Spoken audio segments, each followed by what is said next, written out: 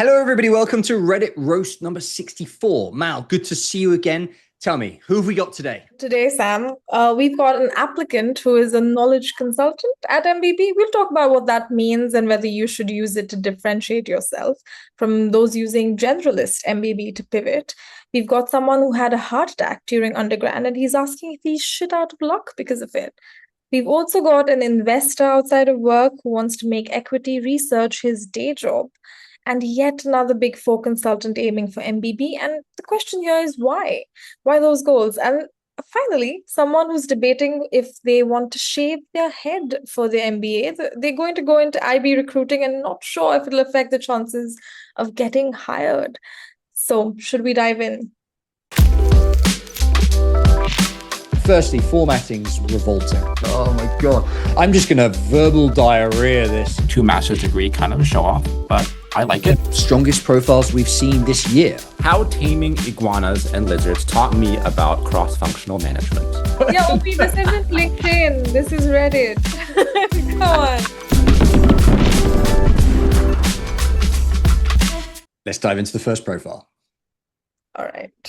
Profile 1, another Indian applicant.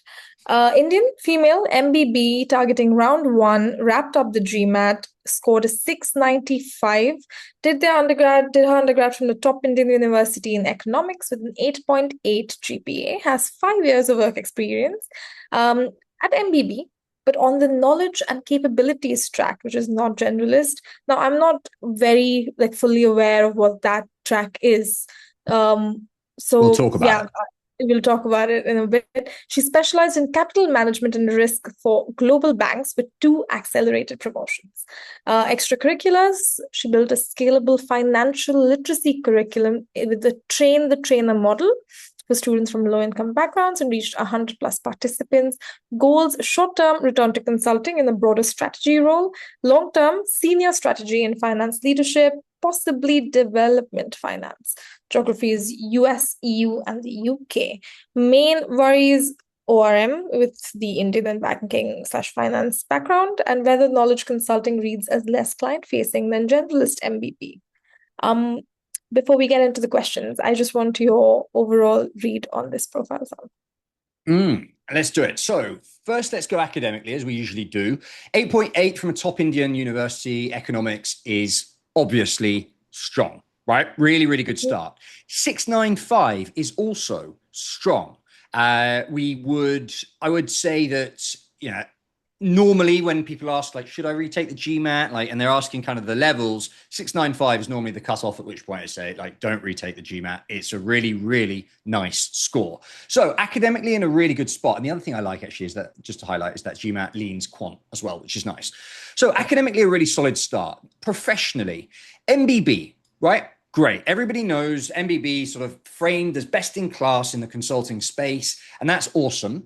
Also, OP has a couple of promotions and they're accelerated.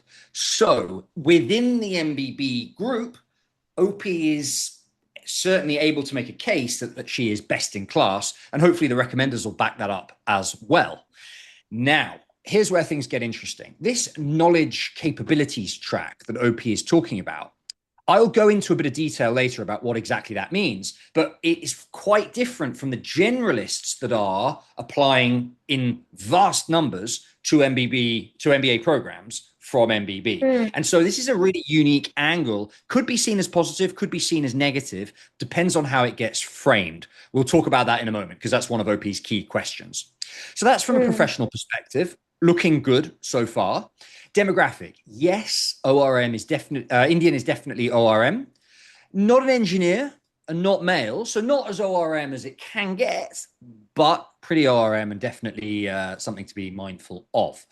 Extracurriculars. Now, I had a bit of a question on this. I like this building the financial literacy curriculum. This works really, really well, given that OP's professional background is really capital and kind of finance focused as well. There might be potential to combine professional and extracurricular into a narrative there, which I'm always on the lookout for and I love.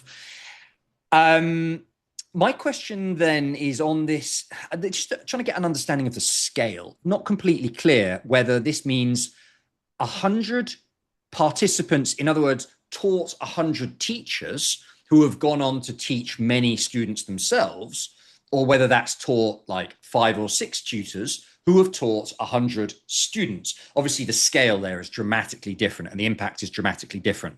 OP, if it's the latter, if it's that you've taught 100 teachers and they've gone on to teach thousands of students, that is a very, very impressive extracurricular and something that you should really, lean into during your application. Then in terms of goals, look, this idea of pivoting from knowledge capabilities track, which is very specialist, into a broader consulting role, it could work. It could work. I'm often, and later in today's roast, you'll see, often skeptical of people who put MBB as their goals. But as someone who's already there before MBA, it's more credible and it could work. That's fine. The long-term goals of senior strategy, finance, leadership, possibly development finance, that also works. A little bit vague still. I'd like to kind of lean into maybe it's a financial literacy focused long-term goal. We can be a bit more specific, but I think OP is on the right track there with goals as well. So that's awesome. Good work. So overall, solid profile. Yes, ORM. But if OP can differentiate her story, I see M7, INSEAD, LBS as potentials. Okay. For sure. All right. And then OP's first question comes back to that knowledge consulting title. Does that read as less client facing than a generalist role? Okay, so this is something that's worth explaining in a bit of detail, because quite a lot, well, half the roasts we talk about are people looking to it either in MBB or looking to go to MBB. Yeah. So let's talk exactly what this means first, because I think people will find this interesting. So basically, within an MBB, a knowledge consulting are like the in-house specialists, as opposed to the generalists who pivot between lots of different industries. And in this case, OP's area of specialization, as she says, is capital management and risk for global banks. So the way this would look is if a generalist consultant gets posted on a project for a global bank and needs some nuanced information about capital management and risk, that generalist consultant will call this candidate who is specialist in that area and say, look, I have these very specific constraints. Can you, for example, build a model to help me understand and help the client understand what their options are? And so while the generalist is typically posted on an engagement for like 1, 2, 3, 4 months, the specialist in this case will be doing a very specific task. It maybe only takes a few days or a week to action, and they'll probably be doing that specialist task on that for that client alongside a bunch of other requests for other clients as well. So it's a different model. In terms of the lifestyle, it's very different as well. These knowledge consultants, these knowledge capabilities track specialist consultants, typically they're based in the office or remote, and they travel occasionally, but nowhere near as much as the generalists, who will generally go to the client site for an engagement. The classic consultant kind of stereotype is like Monday to Thursday on the client site, and then you come back, do a little bit of office work on the Friday, and then you do the weekend. But by Sunday, you're already thinking about your trip the following Monday. So it's kind of lifestyle wise, it's a much more palatable lifestyle, and it also suits some people more. And this is something I want to just I think is interesting from an MBA applications perspective. If you're looking to use an MBA and later an MBB consulting role to pivot, right? For example, from the military into the business world, MBBs as a generalist is a great way to get exposure across a bunch of different industries, like I was just talking about. But if you come from a very specific industry and you have very specific industry expertise in that area, it might make more sense for you to become a specialist in an MBB in that area as well. And so people watching who are considering putting MBB as their goals, think hard about whether that's as a generalist or as a specialist within the MBB. So in this case, this candidate is working as a specialist pre-MBA. So with that covered, let's talk about this question specifically, which is, does it read as less client facing? Potentially less client facing, yes, but not necessarily a bad thing overall, because as I mentioned before, as a specialist, you're going to be bouncing between lots of other consultants. You're still going to be collaborating with lots of other people.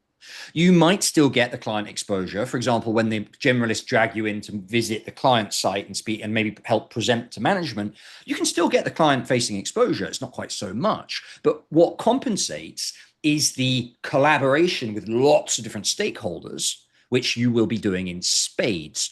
So in other words, the admissions committee will know the difference between these roles. And just because you're a specialist, you will not necessarily be put at a disadvantage versus a generalist, for the reasons I've outlined. But it's on you to make the most of the fact that you're a specialist. And that's where I get a little bit worried about these goals, because OP is talking about going broader. And that might be not making the most of this spike that OP has, this specific strength that OP has. I'm not sure if it's the best narrative. But anyway, apart from that, don't worry about the visibility and the client-facing element of this. You have, in a way, a little advantage because most of your peers who are MBB who are applying are generalists, and you can differentiate yourself from them. Right. Okay. So how can OP improve her chances then for these top programs? Yeah. So as I said before, the first thing is to be really leaning into that spike. It could be to position goals, frankly, to change the goals away from general consulting to lean into short-term goals that really maximize this spike. For example, there are roles within global banks that you would be extremely well suited for that are less competitive, arguably, than a generalist MBB consulting role. And you might want to lean into that, particularly if there's a particular bank that you have some exposure to already, or maybe a network with, or maybe in a geography that you're interested in. That might make for a stronger narrative. Another angle is basically this, like, you got to get your why MBA clear. What I'm seeing here is somebody who works in consulting, who wants to go back into consulting, whose long-term goals are in development finance, and she's already a specialist in finance, and not seeing the need for an MBA at this stage. And that needs to be made explicitly clear. And hopefully that leads into the next question, which is, do I need an admissions consultant?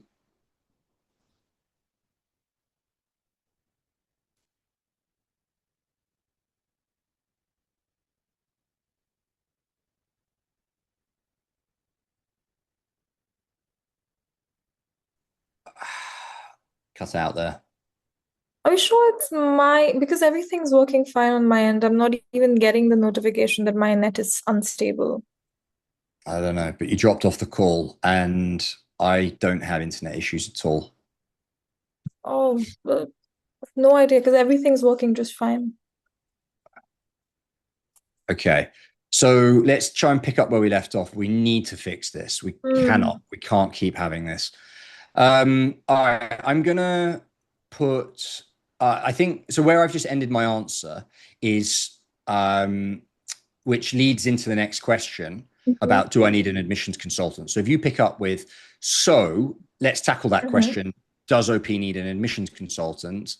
I'll pick up there. You've already raised the question? No, I just said, so that leads into the next question about whether OP needs an admissions consultant. You say, if you just say, okay, so does OP need an admissions consultant? We should be able to pick it up. Okay. This is recording? All right. So is it recording? Yes, it is recording. Yes, it is. Okay, so let's tackle that question. Does OP need an admissions consultant? She says that she was planning to hire one, but it's expensive and it's making her reconsider. But she also has really long work hours and it would help. What do you think? I think there are some cases where an admissions consultant can help, and there are some where it's less valuable. I think this is honestly a pretty classic case of where an admissions consultant can help. A couple of reasons. One is, in a profile where all the main boxes are ticked, GPA, GMAT, etc., but there's nothing that particularly stands out, a consultant can be really helpful to help pick out those themes and frame all the different essays and LORs, etc., around that theme. That can often be the difference between T10 and M7, or M7 and HSW. And then the other factor here is the work hours. If OP is really underwater with work and there's a risk that the applications are not as high quality as they could be, then outsourcing some of the heavy lifting to an admissions consultant, which OP as an MBB consultant understands the value of, it could be really, really worthwhile. I would say, for some people, the difference between HSW and M7 is worth 10K. For other people, it's not. And that's really what this comes down to.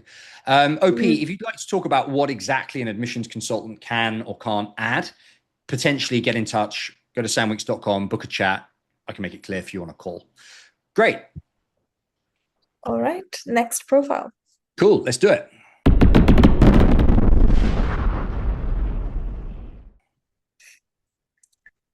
Okay. Heart attack or low GPA. All right. So OP says would love to keep this short and sweet. Went to an average run-of-the-mill state school. Started out with 3 Dean's List semesters. Then had a heart attack and my grades nosedived downwards. Finished with a 2.83. Currently mocking in the 700s on the GMAT. 4 years of B4 experience. Big 4 in transaction advisory, ORM, but first gen. 3-language speaking immigrant growing up in an inner city public school in multi-generational housing. ECs lean heavy into social impact in a cohesive way. Am I shit out of luck for M7s and T15s because my heart was a noob? Or is this a cohesive enough story? What do you think? Okay, so let's cover this academically first. 2.83, is low, but a 700 plus GMAT score would be really, really nice. Now, note that this is mock tests, and most people score 20 something points below their mocks in the real thing. So, we'll see, but it looks like OP's on track for a good GMAT score to offset that partially. And we'll talk about how else to offset it, for example, using an optional essay. We'll talk about that afterwards. Professional, big 4 years of experience. So right at the right point in OP's career with 4 years, big 4 experience in transaction advisory is very hardcore finance experience. Schools will like that as well. ORM, first gen helps a little bit. Some schools will appreciate the languages, but typically those are the European and UK schools more than the US schools. Extracurriculars, it's short and sweet, so we don't have much detail, but it looks like the OP's extracurriculars are going to be fairly strong. It will depend a lot on whether these social impact experiences are leadership, whether OP has organized something, set something up, or done a bit of volunteering kind of casually.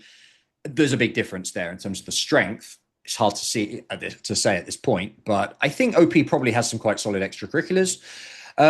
Goals, we'll talk about this below, but obviously for a big 4 where you've got a lot of competition in MBA admissions, the goals will be one of the factors that make or break your application. We can talk about that a little bit later. So overall, solid profile apart from the GPA. Not shit out of luck is what I would say. Okay. So can you expand on that? Does the heart attack story is it cohesive enough for the MBA application? Yeah, this is going to come down to whether OP can frame that heart attack as a positive for his application or a negative, right? If you just use it in the optional essay and say, I had a heart attack, it sucked, that's why my GPA is low.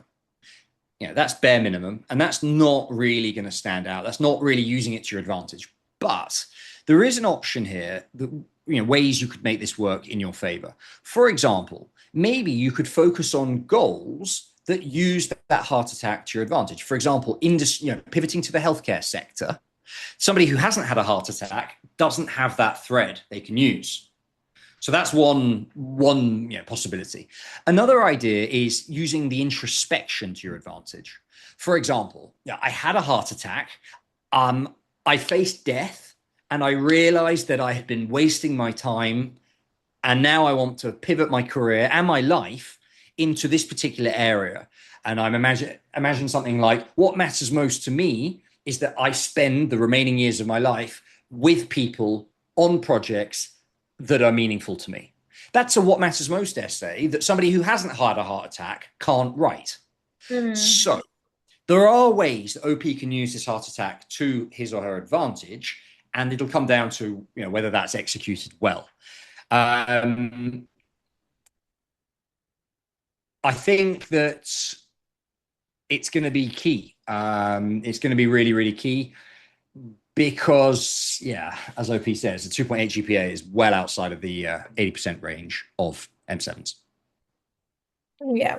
And so what do you think OP can do to improve their chances now?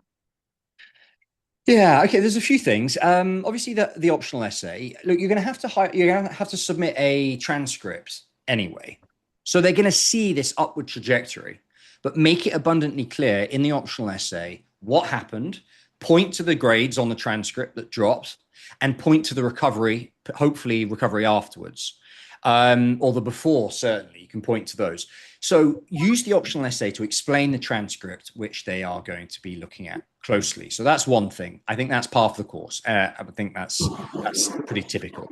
Use the GMAT to offset the GPA. So if you score a 685 or something in your first GMAT test, it's a solid score, but you're not in a position where you can give up and stop and pivot onto your applications. You, I'm afraid, need to do those extra GMAT tests to get that score to where you need it to be and can be. In other words, low 700s, right? 705, 715, 725 is where I think OP needs to be to offset that GPA and show that he or she is smart. So that's the other thing. You haven't got the luxury of just ending the GMAT with a sort of high 600 score. Another thing is you may be ORM, but you've got this first gen acting in your favor, and there might be an opportunity to use that to your advantage. For example, if you're applying to, let's just say, for example, a Wharton application, SA2 is asking what's going to be your contribution. Well, you could take up a leadership role in the first gen club. I think they call it 1Gen at Wharton, where you will execute the following plan to help first gen people with, maybe with health issues to overcome them and enter careers in consulting. For example, right? A very specific contribution that you can contribute.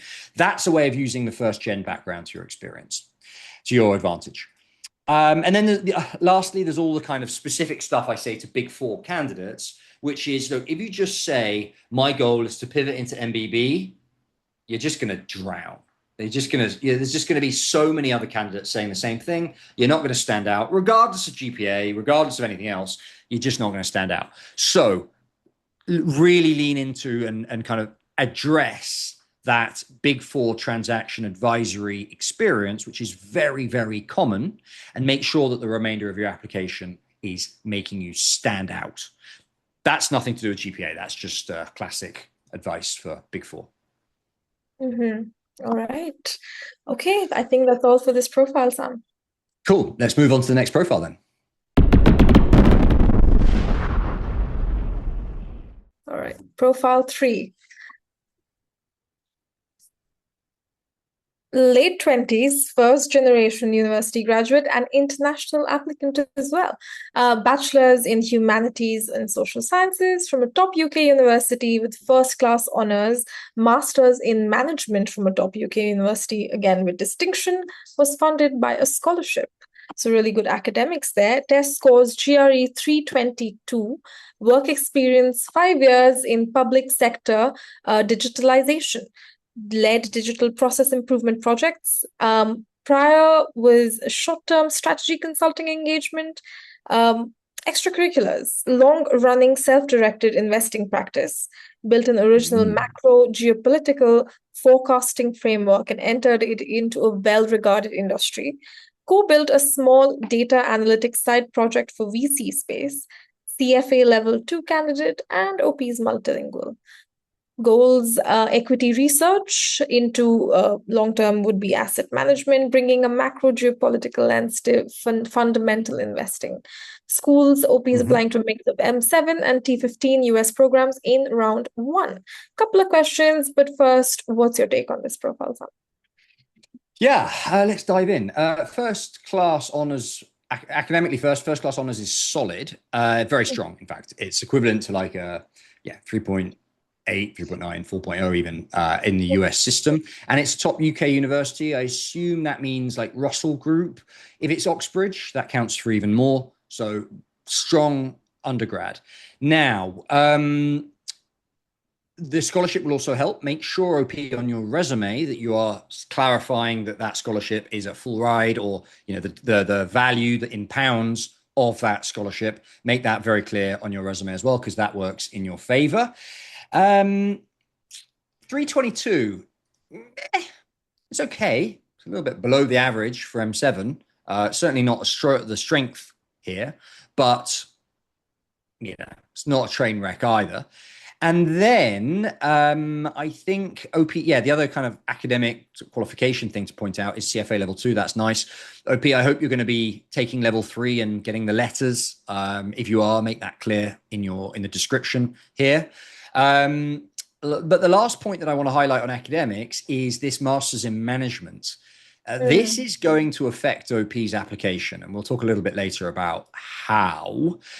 Okay, professional. Public sector work, it's interesting.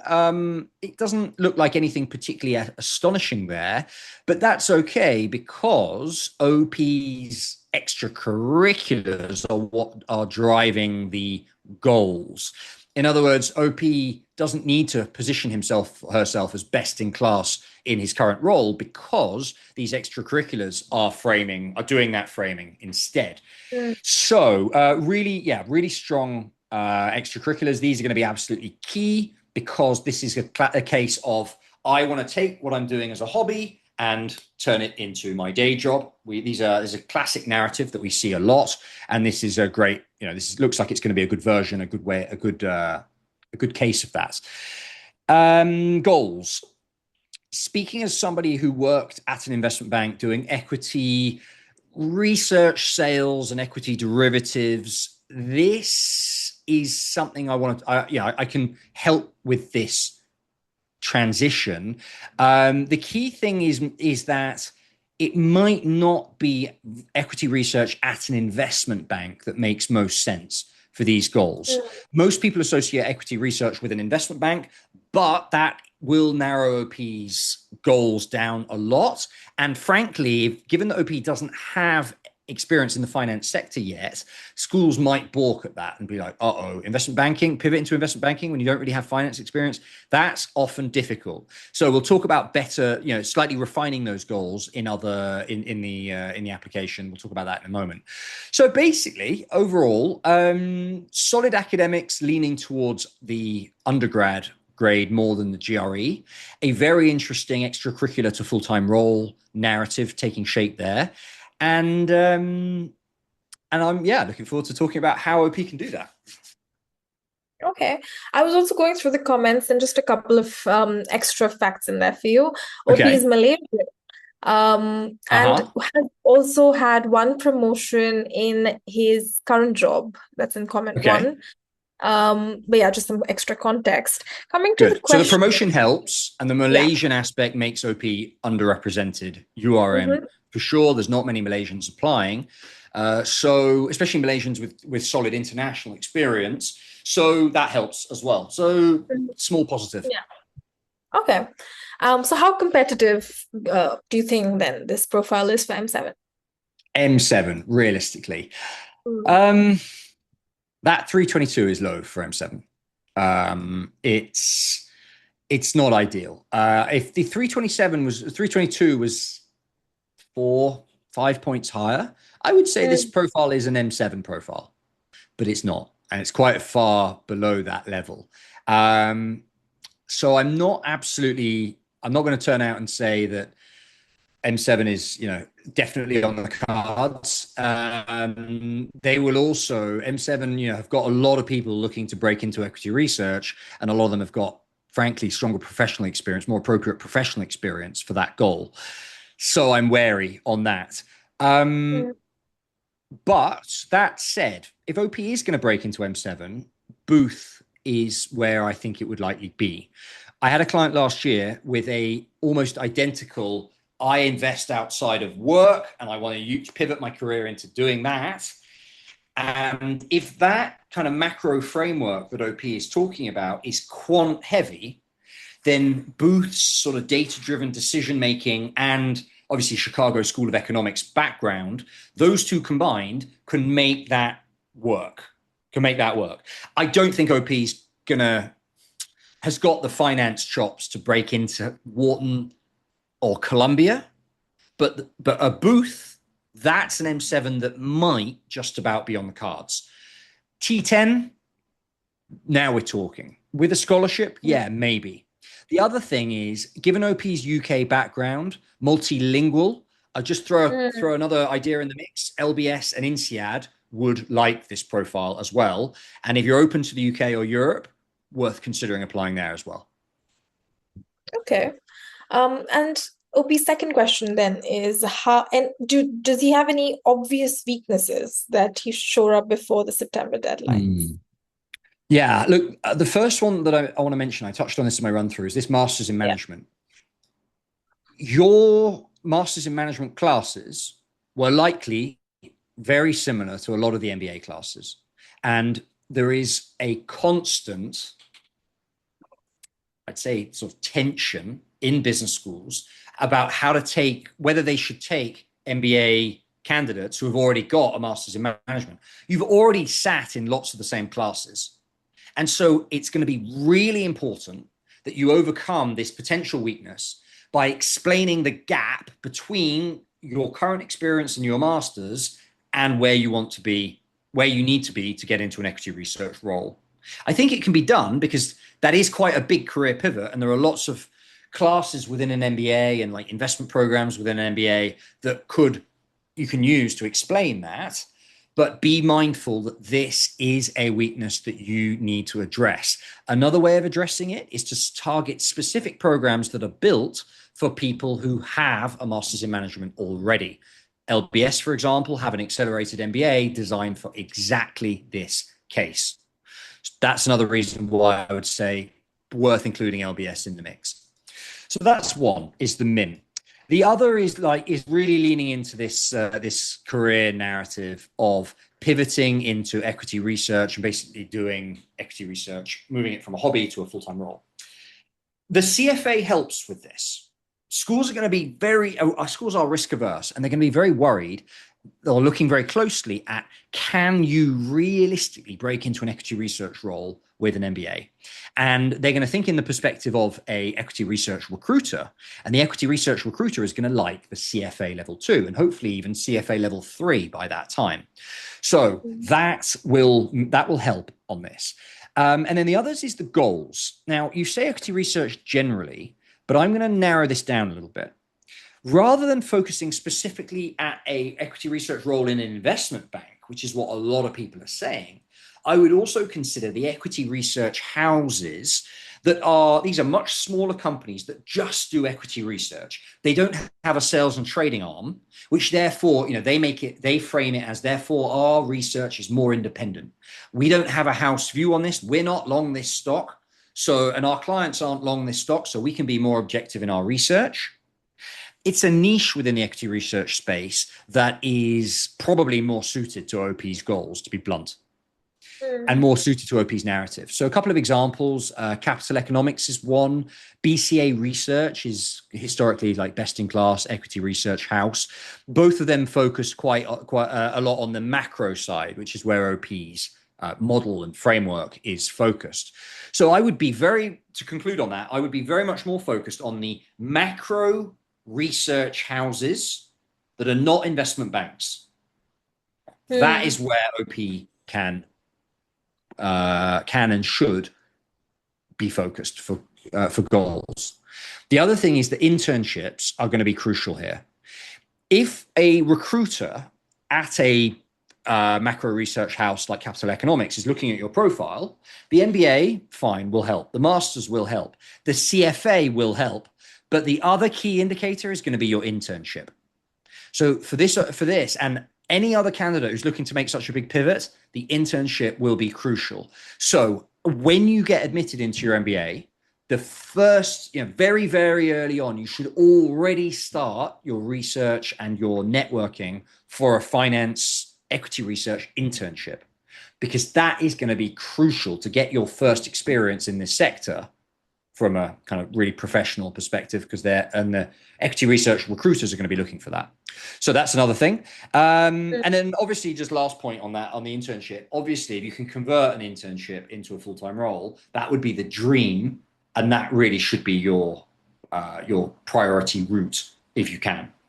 Right, so a whole bunch of ideas there. Hopefully some of them of value. One last note that I will point out is that as a professional working in equity research and in markets in general, you will need to declare your own investments and potentially even sell them when you get that role, because compliance is going to be all on your back. You can't have a massive personal position in let's say an FX or a company. Yeah, it's equity research. So it'll be a company. And then in your professional role, you go out and write a big positive piece about that company. Obviously, there's a conflict of interest there, and compliance will be all over you in that situation. So be very, very careful and just be mindful that you might have to wind down parts of that self-directed investing practice as part of your post-MBA role. Just something to be aware of, that's all. Okay, cool. Next profile. All right, next profile. Hey there, I hope you're enjoying this roast. Let me just jump in really quickly to plug Sam Weeks Consulting. We're a team of top MBA admissions consultants whose job it is to get you into the best business schools in the world. Head to samweeks.com to find out how we do it and to get in touch.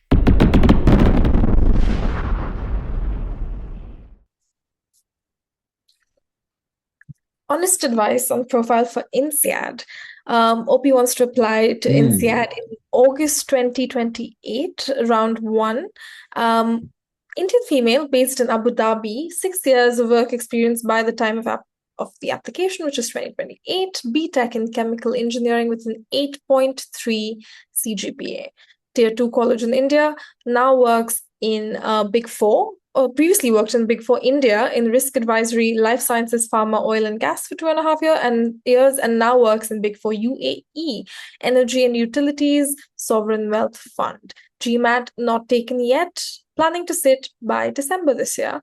Post-MBA goals, short-term MBB consulting in Dubai, long-term strategy or investment roles at a sovereign fund or a regional conglomerate in the Gulf. A few questions, but yeah, what do you think, Sam? Okay, academically, 8.3 CGPA, Tier 2 college in India, solid. Yeah, not best in class, but solid. Profession, 720 target. Well, everyone's targeting a 720. That's like 99th percentile or something. So I'm not going to take too much, put too much weight to that. But the point is, it's not taken yet. So still early. Let's see. Good luck, OP. Don't beat yourself up if you don't get a 725 plus. That's a very, very high goal. Professional, look, very solid Big Four training, and I like the move from India to the UAE. That looks like basically an internal promotion or an internal transition, which the schools will see and the schools will like as well. Bit of a question over what's the impact of your work? This is typically, like anyone working in risk, it's very difficult to come across as interesting and impactful. Can be perceived as a bit boring sometimes, but maybe the sovereign wealth fund, it's easier to make that case and make the impact clear. Certainly, good finance experience and good training, and OP will be very polished and client facing, etc. So that's nice. Demographic: Indian in the UAE is overrepresented. There are A lot of candidates from that background. Female helps a little bit, but still ORM. I think if anything that kind of moves away from ORM, it's the female working in finance. That's the bit that might be framed. You could potentially frame that as somewhat unique. But generally, I would say ORM. Extracurriculars, no mention of any extracurriculars here. And I really hope that that's because OP hasn't mentioned them, not because OP has been working so hard at this work and doesn't have any extracurriculars. Could be a gap. Could be a gap there on ECs. Goals. I'm not in love with these goals. I can't really get my head around it. So the goal of going from Big Four to MBB is just so common, and yeah, not gonna interest the AdCom at all. And the long-term goal of working in the sovereign wealth fund, which is sort of what OP is already doing, isn't particularly interesting either. So not in love with those goals. And we can talk about that a little bit later. So overall, okay profile, quite a bit of work to do in the next, next year or two. Mm-hmm. Okay. So how do you think, coming to these questions, OP wants to know how does her background position her for MBB post MBA? It positions you well for MBB, but there is going to be a question of like, why do you need an MBA here? You're at a Big Four doing consulting for a sovereign wealth fund. You could arguably apply and network your way into the kind of equivalent practice at an MBB. It's not immediately obvious why you need an MBA for that. So yeah, the question is, the answer is it positions you very well for MBB, but it doesn't position you very well for a narrative for an MBA. That's the hopefully kind of answers the question. I think, to be honest, the stronger case would probably be to go directly into this long-term role. So cut out the MBB consulting kind of step. This should be OP's short-term role.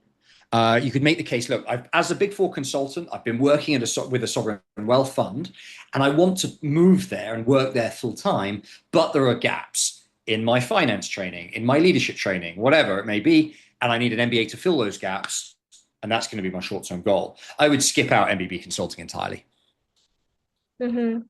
Okay. OP's next question is, are there any weaknesses in my profile I should address before applying? Yes, there's a big one, and that is the language/international experience background. OP has lived, from what I can gather, in the UAE and in India.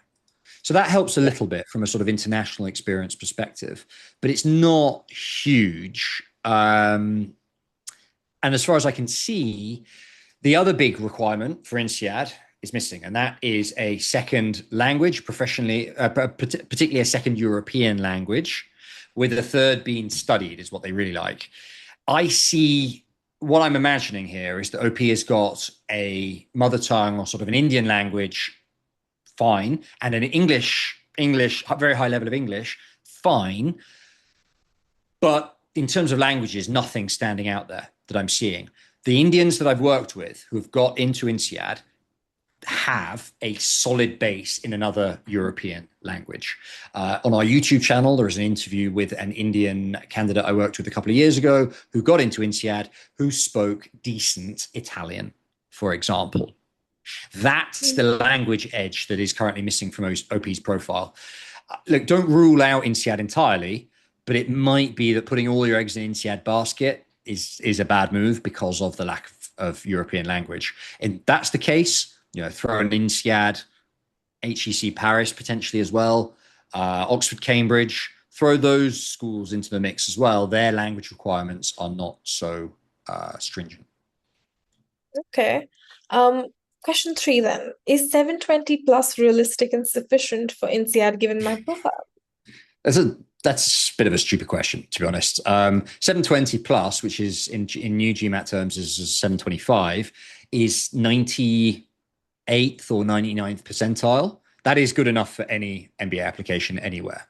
That is, yes, sufficient. The question is it realistic? Like, are you going to, if it's not realistic, it's because it's not realistic to reach that high. I think OP's maybe underestimating how high that number is.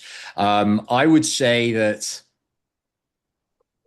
what should be OP's target and an actual target is about 685 or thereabouts, which is like a few points above INSEAD's average. I believe INSEAD's average at the moment is a 655. So, 20, 30 points above that is where OP should be targeting. And yeah, if OP gets a 725, fantastic, but it's pretty unlikely. Okay. And we've already answered the last question with what OP that's can the do. weaknesses question. Yeah. Cool. Between Should we have a now quick skim and through the comments, see if there's anything interesting here? Someone's saying can't see extracurriculars. That's reasonable. I'm the same. That will be important. I think this GMAT tutor is pushing for a higher GMAT. Maybe no surprise there. I honestly think 720 plus is overkill and unlikely. Someone else is saying INSEAD should be a target school. Hasn't taken into account the language criteria, language factor. Cool. All right. Well, look, good luck, OP. I'd like to hear from you if you are going to target INSEAD and you do have a little bit of European language experience. I think we can help you frame this narrative very, very nicely for INSEAD. Next profile, Mal. Next profile.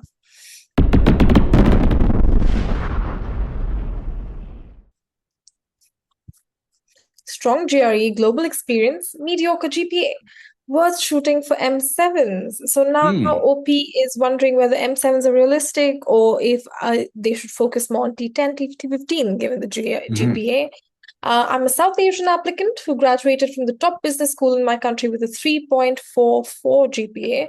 It was dragged down by weaker semesters early on, but I was about 3.6 in my last 2 years and have a strong upward trend. A lot of the early struggles were related to ADHD, which wasn't diagnosed until later during university. OP has a GRE of 334, quant leaning. Career-wise, I spent 2 years at a research agency where I was fast-tracked to leadership role, and the last 4 years at a Fortune 500 FMCG in consumer insights. My current company relocated me from my home country to their Tokyo office, where I've been working for the last 2 years. Outside of work, I volunteer as a freelance consultant for an NGO back home, helping them secure international grants and design vocational tech courses. Post-MBA goal is to pivot into strategy consulting in the US.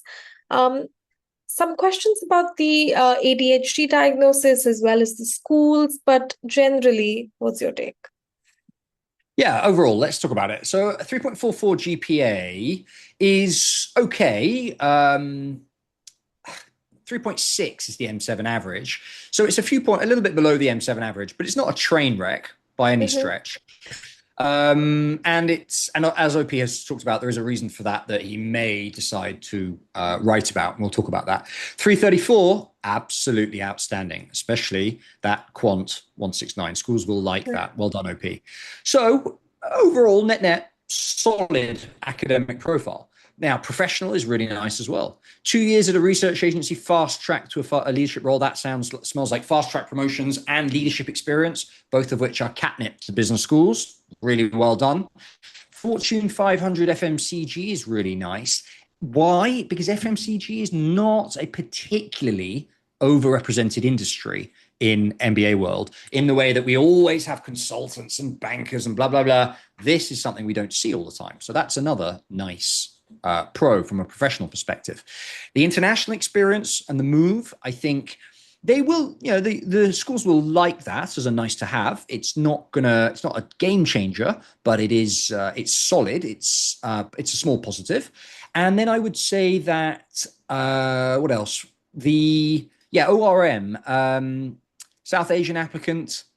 I'm pretty sure we're talking about an ORM candidate here. I don't have male or female or any other information, I don't think, but I'm sensing probably ORM. Extracurriculars. This freelance consulting work could be cool.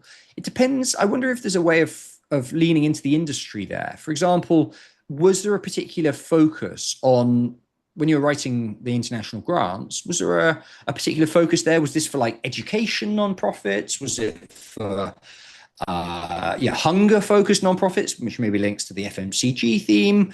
There could be a theme there among the extracurriculars. I'm not seeing it yet, but I think it would be nice. Good. And then we get into goals. And that's when I get a little bit less excited. Strategy consulting. How many have we had now? Like 3, 4 people in just today's roast who are looking to go into strategy consulting. Like, why? Why? It's so boring to be saying that. You've got a really interesting role there with your research and your fast track promotions and your FMCG work. Why would you say strategy consulting like everybody else? I think, I don't know, maybe just a glittery CV is what OP's after. I don't buy into that as a goal at all.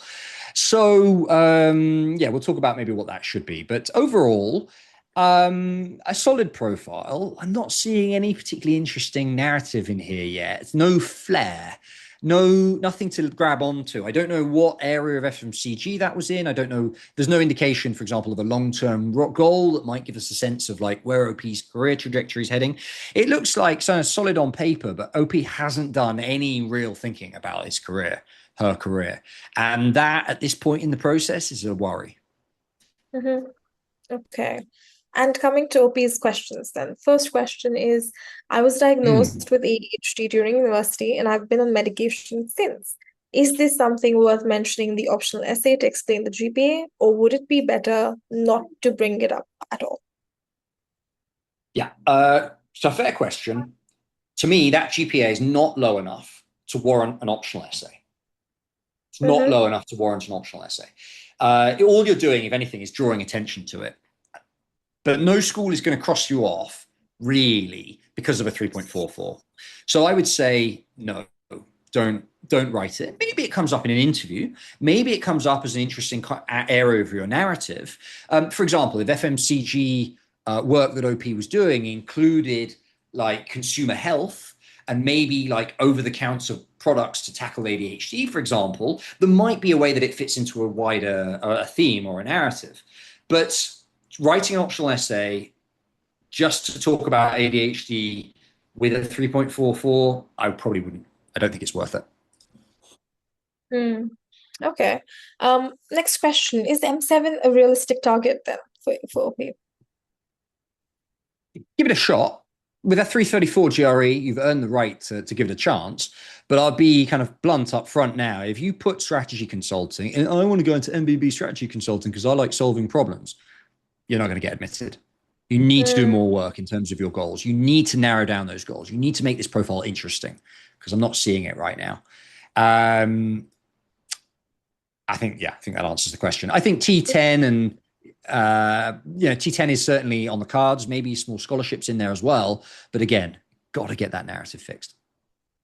Okay. And how much do you think the GPA hurts relative to that GRE? Yeah, I mean, 3.44 versus a 3.6 average for M7, it's not dramatically lower. Whereas a 334 GRE is dramatically above the averages of these schools. So I would say net, I'd say the GRE does offset your GPA. It offsets it in overall as a small positive academically. Okay. Does the international transfer to Japan add meaningful value to OP's profile? Yes, it's not going to be what gets you in, particularly for a US program. The European and the UK programs are much more focused on international experience. By the way, candidate before that we were talking about who was sort of, I wasn't sure about their extracurricular, about their international experience being enough for INSEAD. This is what I'm talking about, right? A transfer internally with the company to Tokyo. That is the international experience that I think will be really, really nice. It's a bit more unique than moving to the UAE. The cultural pivot is much, much bigger. Integrating into Japanese culture without speaking Japanese, there's much, much more challenges there than there are pivoting. So I think it was UAE that OP moved to. So that is a really good international pivot. LBS will like that, INSEAD will like that, but American schools, small positive. Okay. I think that's all of OP's questions. You already answered the last one, whether mentioning ADHD is advisable. One other point maybe that I'll mention is the extracurriculars as a freelance consultant. Something I often nudge clients who've got freelance experience on their background is there a way of strengthening that in your application? For example, can you frame that as, have you got a company? If you have a company, you could maybe position yourself as a bit of a kind of founder on the side. And how do you do that? Well, maybe, have you got a website? Is your company an LLC or equivalent established that you can point to? Effectively, for doing the same work, there is ways of framing it that are better than others.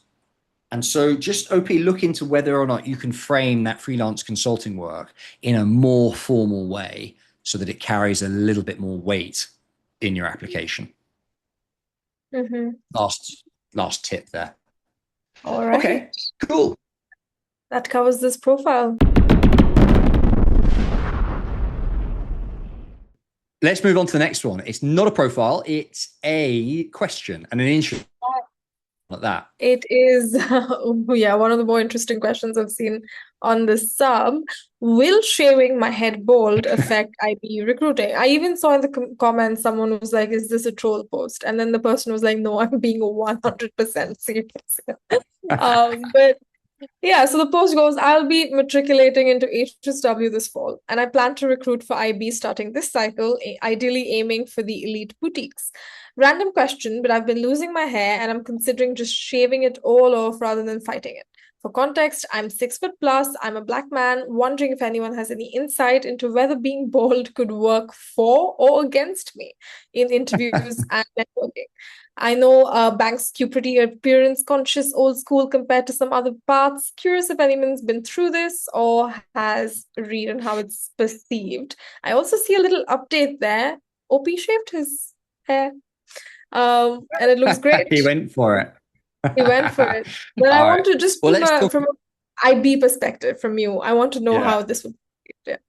Let's talk about whether that decision is going to handicap him for IB applications later.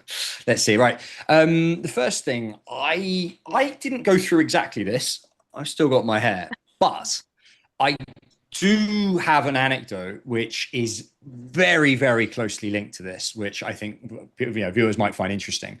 So the point is that being polished, and this line here that OP is saying about skewing appearance heavy, this is a thing. This is a thing. Anyone from another industry who's reading this thinking, what the hell? Why does OP care about his hair? What's that got to do with IB recruiting? Appearance and presentation is a huge part of IB recruiting. I went through the classic IB recruitment process in terms of bulge bracket internships, rotation programs for full-time roles, etc. I went through the whole lot. When I landed on my first day at an investment bank, my boss, literally the first thing he said to me was, if you were wearing those shoes when I interviewed you, I would not have made you the offer. Wow. That was my first day at the bank. I was like, oof, okay, I better not wear these shoes in the office again. So I had to go out and buy some proper black. Well, the issue was that they were brown, and in London it's no brown in town, and so you're supposed to wear black shoes. You're just brown. I thought you were wearing some no, they weren't sneakers or anything. They were just brown. But the point is, they are very, very selective about you looking a certain way. And OP's worry about having kind of half thinning balding hair, if they're going to be embarrassed about putting you in front of a client because of that, it absolutely is a concern, 100%. So the things that matter, obviously, like clothes, a big one. I mentioned my shoes, hairline, clean shaven. Lots and lots of investment banks expect clean shaven men in the office, especially. There's a little bit less nowadays, but the old school, the MDs that have been in the industry 30 years, a lot of them still have this thing where you got to be clean shaven. That's another one. I think that basically the question that your OP needs to worry about or think about in this case, and anybody who's going through anything similar in terms of personal appearance and worries, is this going to make me awkward Is it going to be awkward for my boss to put me in front of a client? If yes, it's an issue. If no, it's not. And in this case, I would argue that a black man is not going to raise any questions, not going to be awkward at all. You will not be distracting from the meeting, and therefore shave it. And that's what he's done. And hopefully doesn't regret it because it's too late now. Yeah, Obi says it looks great. So yeah, good stuff. Should we go through some of the comments? You, I love the comments on this one. There's going to be some funny comments on here. All the top people in finance are bald. Hair on the head, the hair on the chest that matters, boss. Didn't recruit finance, but also black man. You're so good, bro. Good on you for shaving versus struggling with hair loss. Supportive. I like that. Give that a little upvote. That's supportive. Do you look like Cory? This comment is, I think, aligned. Yeah. I don't know who those are. Totally acceptable, especially for black man. Highest paid banker in my group was a bald black guy who crushed it. VPs will be bald anyway. So look, it's, I think, mainly people aligned here on the on what I've said. The only rule is keep it professional. I would say clean shaven head fits that. And by the way, this is aligns with what I was saying as well. Beards are frowned upon during recruitment, FYI. That's valid. All good. So I think more or less alignment with what I've said. And good for you, OP. Well done. All right. That's all of our profiles and bonus for today, Sam. Thank you. Great stuff. Mal, I'll see you next week. Roast you later. All right. Roast you later. Bye-bye.